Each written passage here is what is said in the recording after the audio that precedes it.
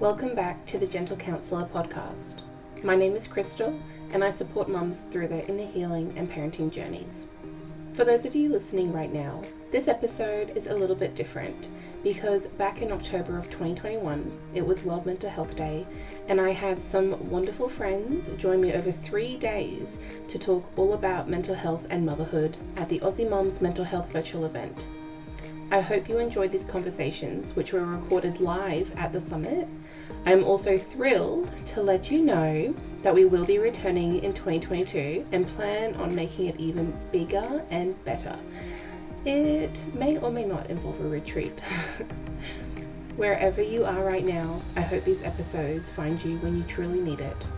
I would love to hear your feedback on these chats, so make sure you're connected with me on social media at The Gentle Counsellor. If you'd like to receive an email once a month that is full of freebies, parenting tips, links to podcast episodes, beautiful affirmation screensavers, and other goodies, make sure you are signed up to my email list. I hope you enjoy this chat.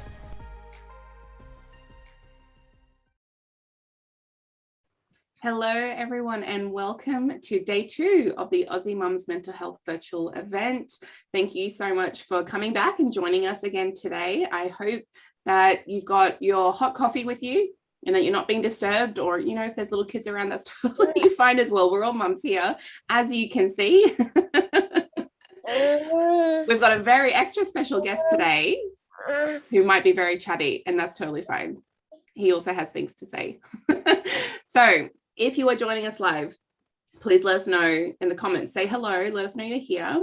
And if you're watching this as a replay, just still pretend like you're watching with us live, because we will be coming back to all of our posts to make sure that we're answering any questions that you have or just chatting with you.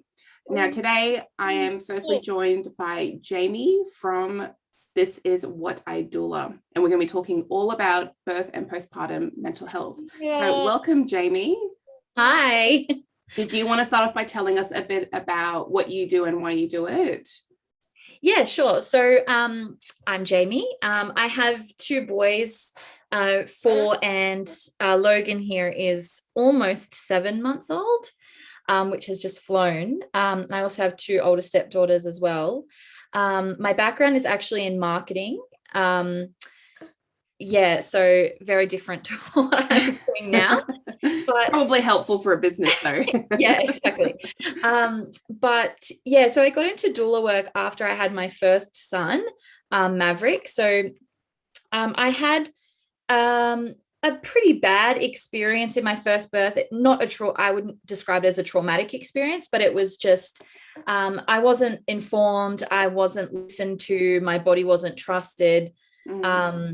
So, and I kind of felt like I didn't just get over it straight away. And so something was kind of lingering, and at the last minute I got my placenta encapsulated, and the amazing woman who did my placenta and also did this placenta, she is a doula. And I was like, what is this word? What is this? So I was literally in the hospital bed the day after having him, and I was Googling what is a doula?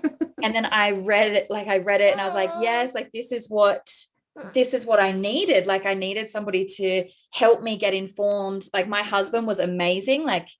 Both births, he was so supportive, and he was just whatever you want to do, that's what we're going to do. And super supportive during labor and birth, but we didn't really know much about what our options were or what our rights were. So I really needed a doula. And I was like, okay, this is what I have to do. This is what I have to do for other people. So I started studying to become a doula when he was 3 months old. Wow. And basically I've been doing that ever since. And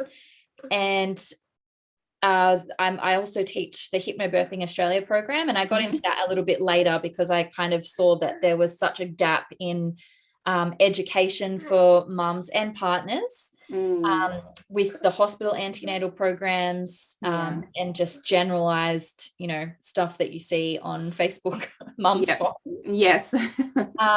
So yeah, I got into that, and just the 2 combined has just the transformations that I've seen from mums who have been traumatized in the past, or even first-time mums.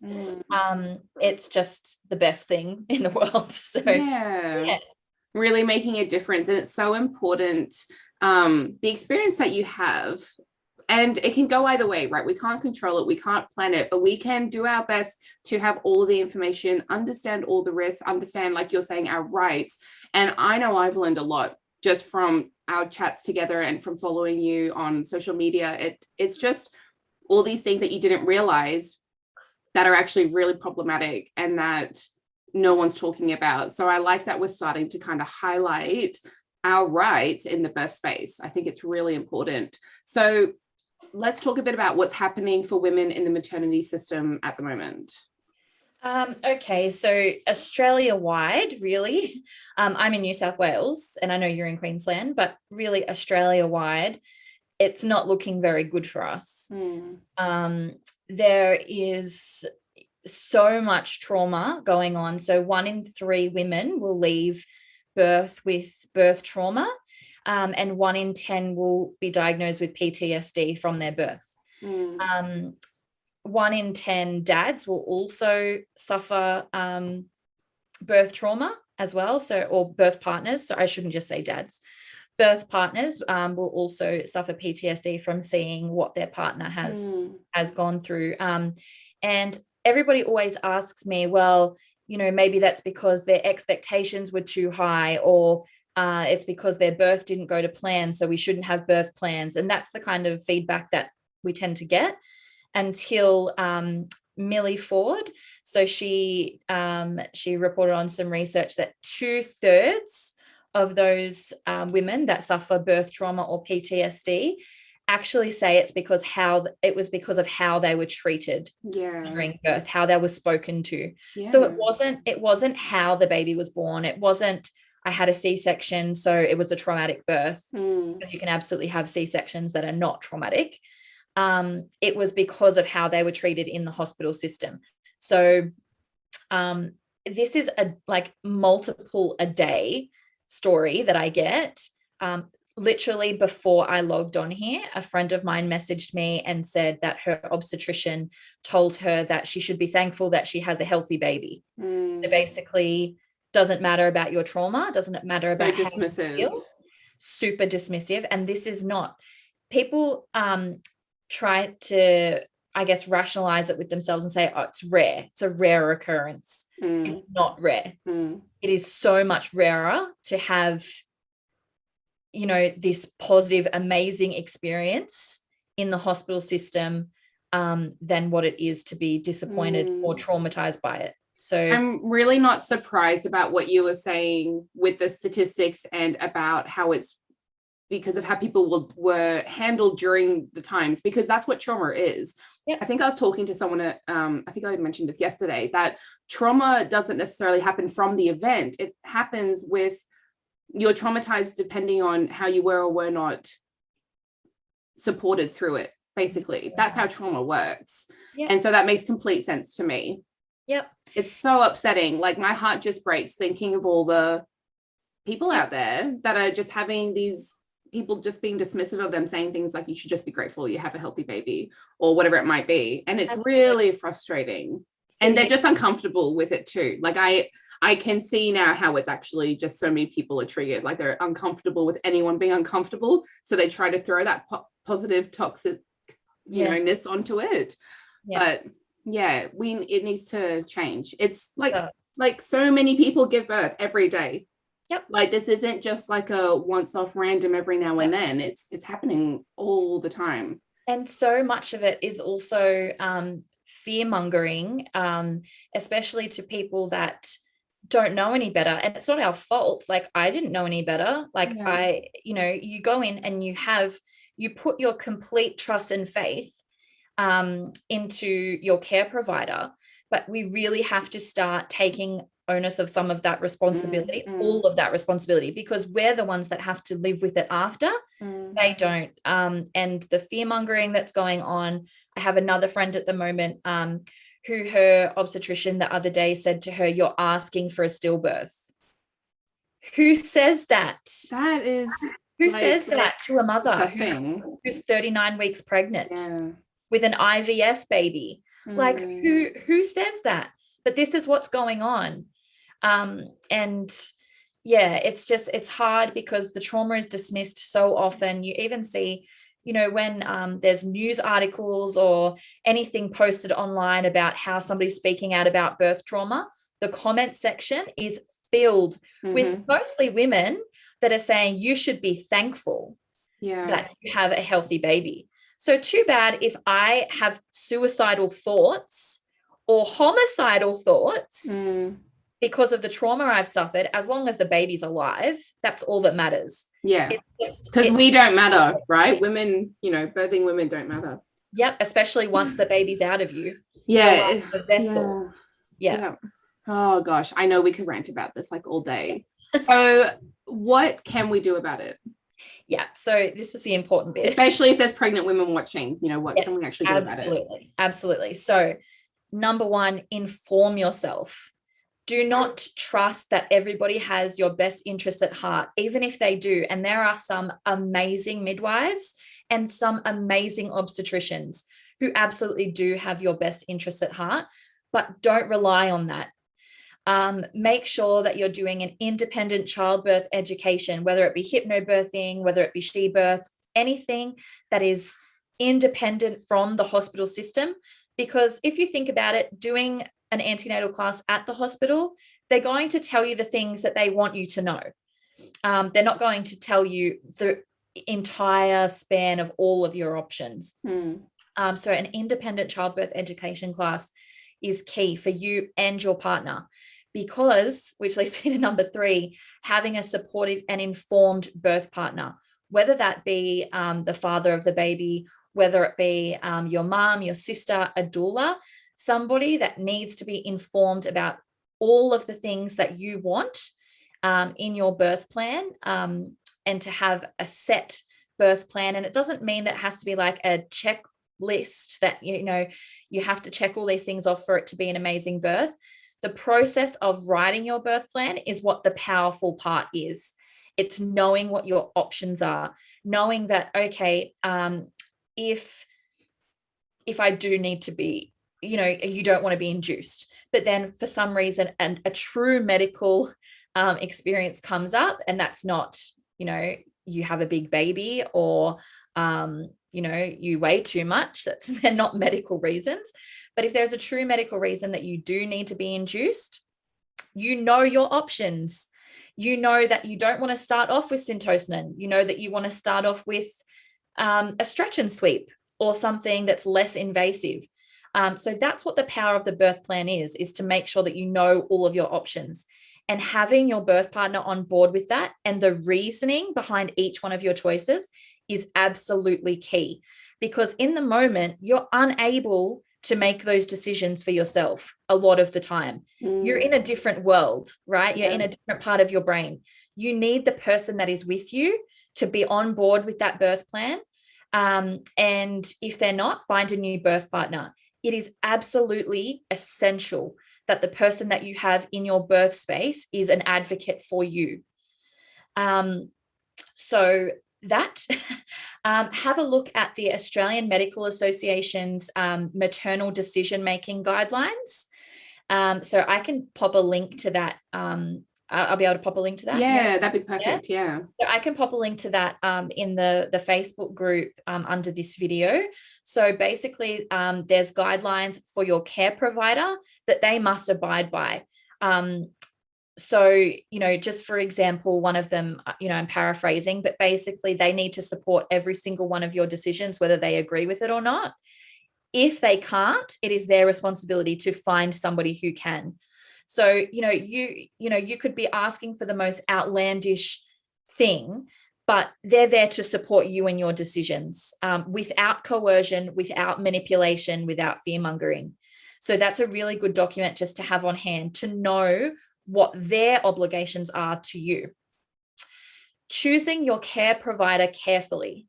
So whether you're going to go with a private midwife, whether you're going to go with, the midwifery, the caseload program, whether you go with just, the regular hospital midwives, whether you go with an obstetrician, or whether you go with no care provider at all, because we often forget that that's an option as well. Make sure that you're doing your research and asking the questions to that care provider, asking them what is their birth philosophy? What do they feel about physiological birth? What are their rates of physiological birth, if this is what you're wanting? What for a private midwife, what is your transfer rate? How often are you transferring from home to hospital? There's a fantastic document also, which I'll link, which is the Mothers and Babies document, which is nationwide. They independently look at each state, so each one looks a little bit different. But basically they look at each hospital and they tell you the rate of episiotomy, the rate of C-section, the rate of induction, the rate of tearing, all of these different things, so that you can go and inform yourself and say, oh, okay, my hospital has an 80% C-section rate. Yeah, wow. Why is that? Yeah, that would be so helpful. I've never heard of these things that you're mentioning, so I'm so excited to find the links after and have a look myself, because that's actually truly informing yourself, right? Like, you've actually got the numbers there to support you. And I really love the advice about actually asking whoever you're seeing, what is your birth philosophy? That's something that I didn't even think to do, because you just go in trusting, like you just assume. And we go in with this patient mentality, right? But really you're the customer. Like, you're not, you're not a patient, you're not ill. You're going in as a customer, and you get to decide who is supporting you. So, try not to make decisions on what other people have told you. Like, I hired this really great obstetrician and I had a really good birth, so I think you should too. And then you just, put a deposit down and without even speaking to them, because we all have different wants and needs during our pregnancy and birth. So to do that, it's not going to be helpful for you. You might very well have this, you might meet them and say, yeah, okay, we're totally on the same page. But always meet them and always ask those questions like you're interviewing them, because this is one of, some people would say the most important day of your life, and it does travel with you forever. How you are treated in your birth does not just stop on the day of your birth. You feel that forever. And I've spoken to women in their 70s and their 80s that break down. It actually makes me quite emotional.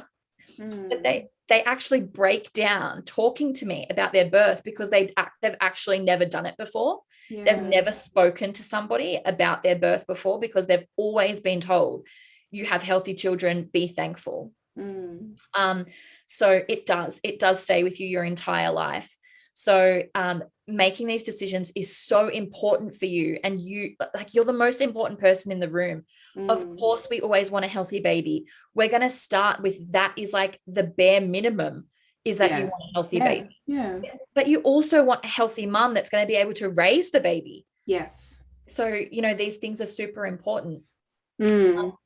So looking at your birth options, know that home birth is an option, and know that home birth is statistically proven for low risk women to be safer than a hospital birth. It's not for everyone. And if you don't feel safe at home, then it's not the right place to give birth. But know that it is an option. I did speak about the birth plan. Make sure that your birth partner is fully on board with that birth plan. And if they're not, find a new birth partner. They need to be your advocate in that situation. And make sure that you have those discussions with your birth partner. Say, this is what's really important to me. Show them the statistics. Show them how important your birth is to you, whether it be, a natural vaginal birth or whether it be an elective cesarean.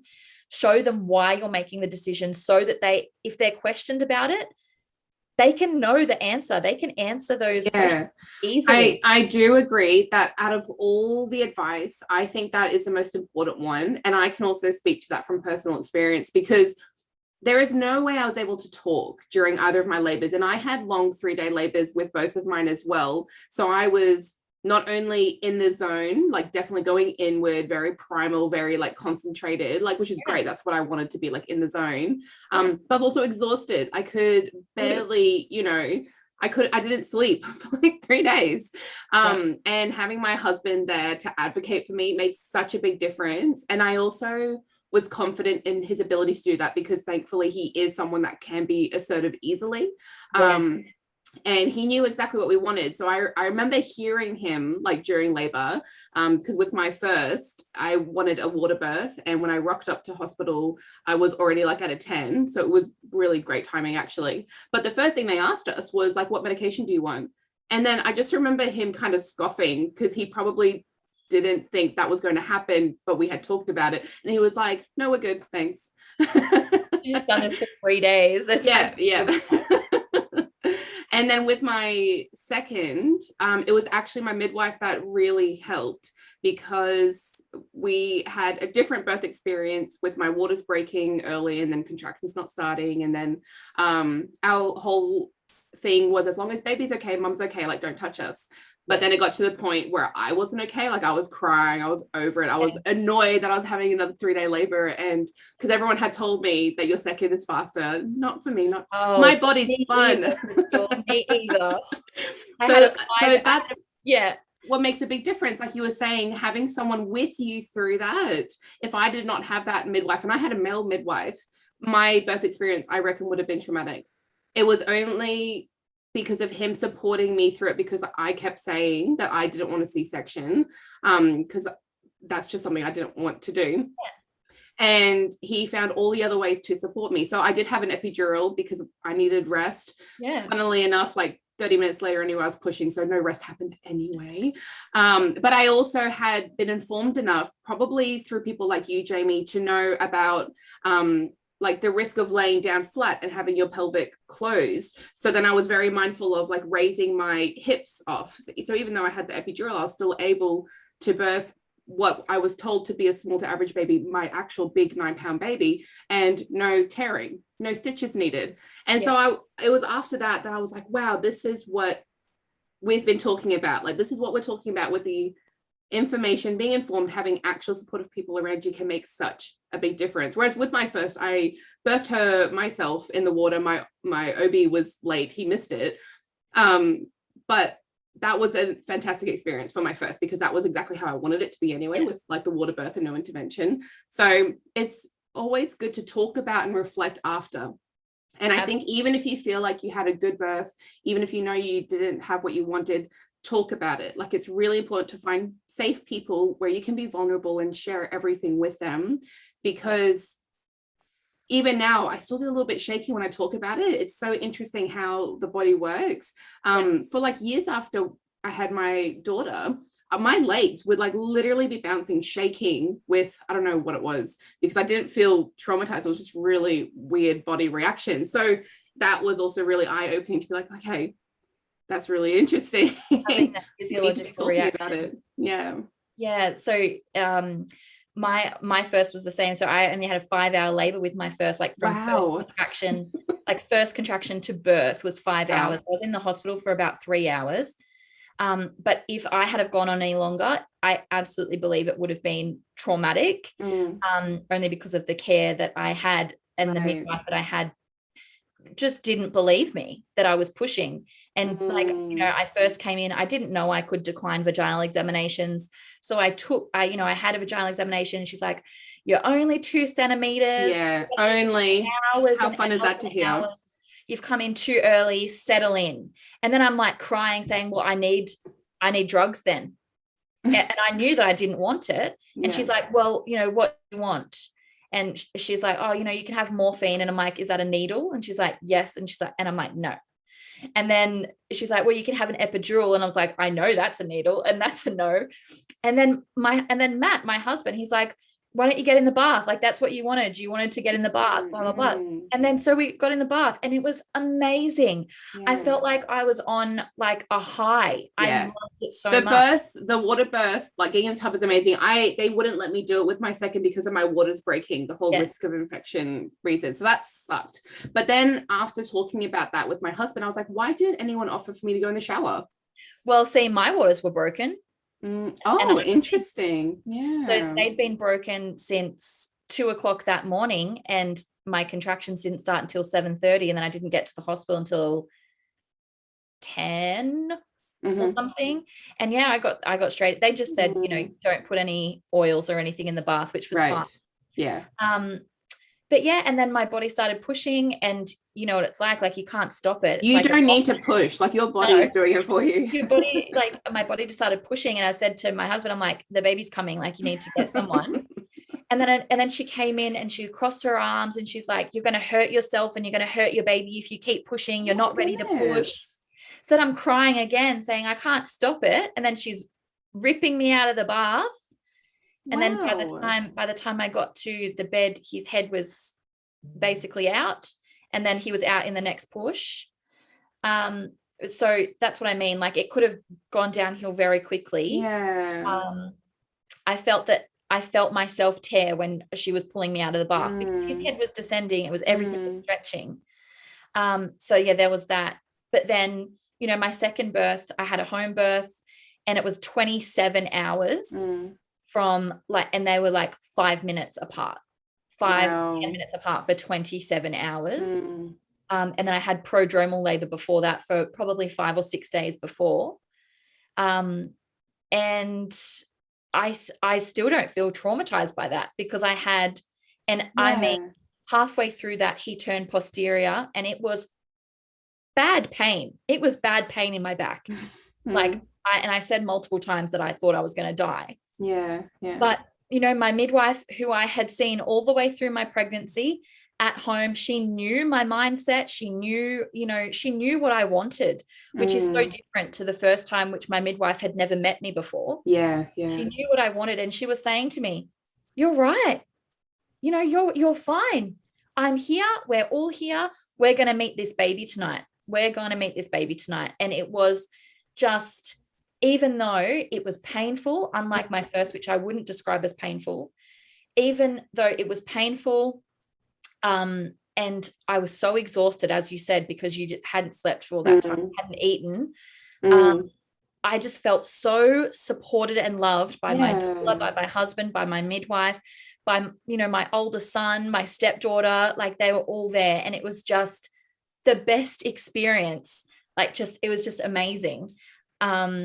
So yeah, it really isn't about how the baby's born or how long it was or anything. It's about the people that are around you and how you're being treated during that time. It's about how much are you held and cared for during that whole process and after.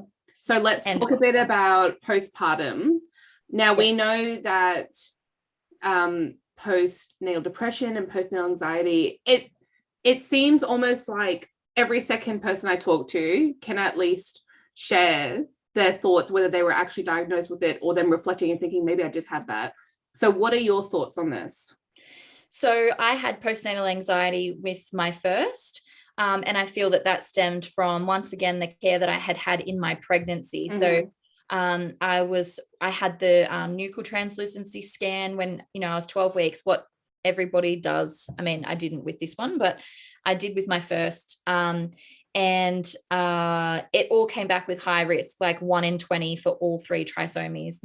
And I saw a doctor that I'd never seen before because they called me and they're like, it's urgent, come and pick up your scans, you need to go to a doctor. It was a Saturday.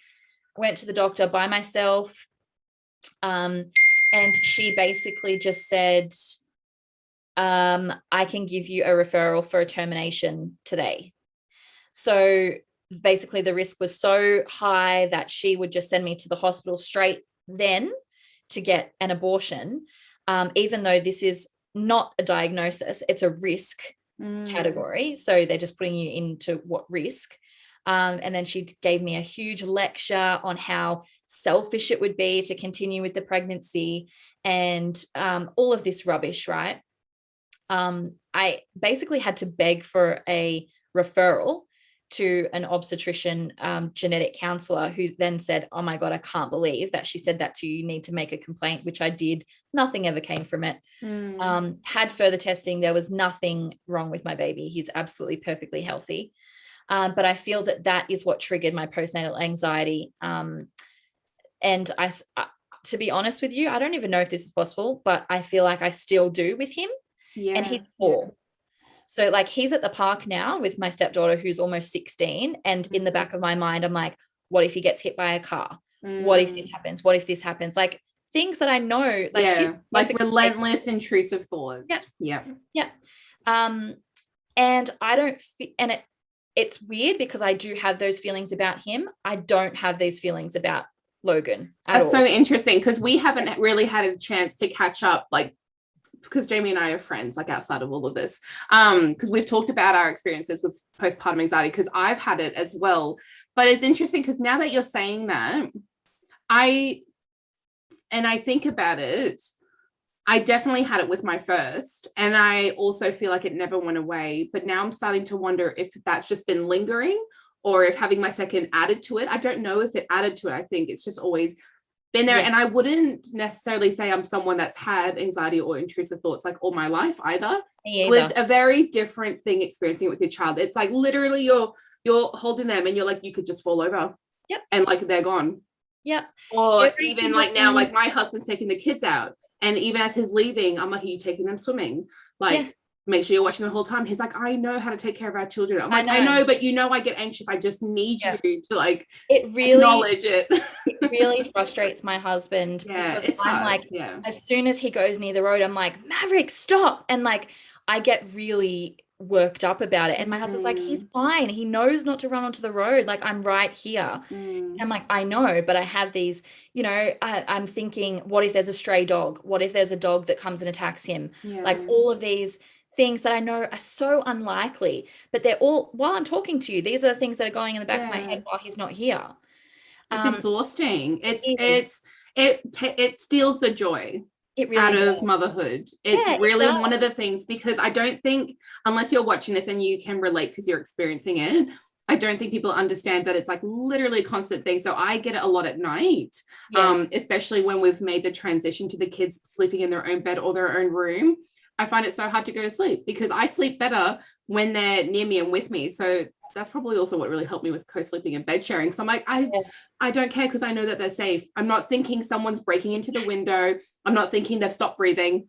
I'm not thinking that they've somehow suffocated themselves. Like, just the constant anxiety. And it's like, Mav has only just gone into his own bed, but with Matt, so with my husband. So he's still co-sleeping in a separate room, and then I'm co-sleeping with Logan in my room. And even though Maverick is basically on top of me when he's sleeping with me, I still sleep better when he comes into my room at like 4 or 5 o'clock in the morning than when he slept in a separate room, for the same reason. But I feel like it's so common, postnatal depression, postnatal anxiety, and it is 100% real. Yes. And it's I know, because I've suffered it and I suffer it, but I also feel that a lot of the symptoms of postnatal depression and postnatal anxiety mirror depletion. So mirror not having enough vitamins, minerals, water in your diet, not eating enough, not sleeping enough, not being outside enough, not having all of these things, I feel definitely mirrors, and also not having enough support postpartum. Mirrors those symptoms of depression. And of course, if you're doing everything by yourself, you're not going to feel good. Exactly. And when you just said it then, like, not enough support, if you actually have people supporting you, you would be being cared for. You would have people making sure that you're eating and eating nourishing meals, and you'd make sure, like, they would make sure that you're hydrated and that you're well rested, because they would be there to support you. Make sure you're not exhausted, because they can pick up on the other areas that you don't want to do when you had a baby. Like, they can do the housework and all the other boring things. Absolutely. And you know what? When I became pregnant this last time, the first thing, before I even contacted my midwife, I booked a postnatal doula. I am like, definitely that's going to be me next time around, because I've realized the importance of postpartum care, and it just will alleviate so much pressure, and also pressure on your relationship if you're in a partnership, because the hardest time in my relationship has been when we've had our children with my husband and I. But I also believe that on some level, with people that suffer with postpartum anxiety, I do think there's something that's like makes sense to it. I think it's not necessarily a bad thing. And I want to elaborate a little bit more. And what I mean by that is, I think it's a problem if it is interfering with your daily life. Like if it's actually stopping you from doing things, or stopping you from leaving the house, or stopping you from like ever separating, like that's an issue. Because it's like the whole bird flying from the nest sort of thing. Like, yes, we are supposed to at some point separate from our children within reason, but what I think is normal about it is that first 3 years is so crucial in a child's development. I think it makes sense that you feel that way, because it's like good anxiety, if you want to call it that. It's like, yeah, you're protecting him from running onto the road. He could run on the road. His what was he, 4 or even younger, right? Like, I actually had a scary moment with my 3-year-old the other day who ran off from me, and he's never, ever, ever done that before. And so that was like a good wake-up call for me to be like, oh, okay, they can still have impulsive moments randomly, even if they've literally never had it their entire life. So I think on some level, having those anxious thoughts is kind of like preparing you. Because it's not like we're thinking an asteroid's going to hit the earth. We're like, a dog could run up, he could get hit by a car. My kids could drown in the pool if my husband's not watching them. Like, these are all things that actually could happen. And I also think there's a point in, if you're thinking about it, it's also you trying to have control of the situation, because there's not a lot you can control. But if you're thinking about it, it's like you're preparing yourself, or you're preparing the other people to be very aware that that is something that could happen. So I think on some level it makes sense that we have these thoughts. It also makes sense because like I think that, and I think we've spoken about this before as well, but how we feel pressured to leave our babies really Yes, I was just about to say that. We shouldn't be separating. It's normal to want to be together, like co-sleeping and bed sharing. Those are protective factors. And it's also normal for you to not want to go to a wedding when your baby's 6 weeks old and leave with someone else. It's not, I'm in a due date group, and there's a few women that are saying, I have to go to a wedding and babies aren't allowed, which is, another story, but babies aren't allowed. So they have to stay with my parents, and we've never been apart before, and we're breastfeeding, and they don't take a bottle. But I know I need to take care of myself, but I really don't want to leave them. Is that taking care of yourself though? Is taking your, is that taking care of yourself to go to an event that you don't really want to go to, but you feel like you should to get back to normal, and the whole time you're worrying about your baby and whether they're eating or not?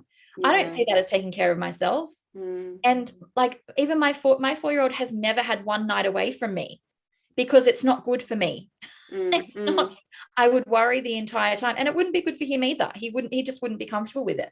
So I feel like there's so much societal pressure to be away from your baby almost immediately, to try to get back to some kind of normalcy. What are you getting back to? You cannot be the same person. You are not the same person. You will never be the same person. You can't be. Going from maiden to mother is a transition that you will never go back to. Never. So it's impossible to get back to this. And then I think that also puts you in some kind of state where you're like, I should be still doing this, and I should be getting back to this, and my husband wants the house clean, and he wants meals on the table at 5 o'clock. And how am I supposed to do that if the baby won't sleep off me? And all of this stuff. And there's so much pressure, but all of these things combined, I feel like should be taken into consideration when we talk about postnatal depression, because it's just, sorry, can you hear that? No, that's all right. I was just going to add to what you're saying, is that I'm doing a chat Sunday night titled The Unnoticed Grief and Loss, and talking about that change in motherhood is going to be part of what I'm exploring as well, because there is a sense of loss in there. Like, you're kind of grieving your life that you had before children. Some of us can ruminate over that. We can really like think about who we were. We can feel really disconnected from that, and that's a part of that shift in motherhood that we go through as well. It definitely is. It definitely is. I just while we're talking about postpartum, I just want to mention there's a really good book called The Postnatal Depletion Cure, by Oscar Sarel. I don't really know how to spell it, how to say his name, but it's SERRALLACH. And it talks about how about that mirroring of depletion and postnatal depression and anxiety, and how we can kind of help ourselves feel a little bit better postnatally. Yeah. And just also to have not only a birth plan, but a postnatal plan as well. Yes. So get your village together. And I promise you, people want to help you. They just don't know how to. And it was really difficult for me to ask for help. I didn't with my first. And, people kept saying, if you need anything, let me know. If you need anything, let me know. But I never did, because I felt like I could do it all. And this time, I have asked for so much help. I had so much food delivered to me. I'm still eating some of it. It's still in the freezer, and he's 7 months old. I had so much food. We didn't have to cook for months, and it was amazing. I had people dropping off snacks. I had people, dropping off bread and milk. And they were more than happy to do it. And in my mother blessing, which is kind of like a baby shower, but not, where we're kind of celebrating the mum before she gives birth. The lady who facilitated it, Claire Heenan, she put through a postnatal, basically a sheet that was passed around with a whole list of things that people could put their names next to if they were happy to do those things. Yes, such a great idea. Yeah, so it was amazing. Well, I was thinking, because when people ask you, well-intentioned, let me know if you need anything, that's really adding to like your mental load, because then you have to go the effort of thinking for them. So if anyone's watching this and they're wondering how to support someone postpartum, you are better off to have that approach of, I'm going to make you some dinner. Can I drop it off Sunday night? Instead, like, say what you're going to plan to do, and then still respectfully check that the time or whatever you're coming by is fine. But I know now, whenever I go to anyone's house that has kids, I'm like, where's the vacuum? Yeah. And I like check the sink. And it's like little things. There were things like my doula would, when she would come, she would change my sheets. Yeah. And amazing. Everybody knows getting into a bed with fresh sheets is like the best feeling in the world, especially when you're breastfeeding and you're leaking milk everywhere. Yeah, I was going to say, sweating. All the towels and milk leakage. And like you've got that postnatal like sweating, like really hot thing.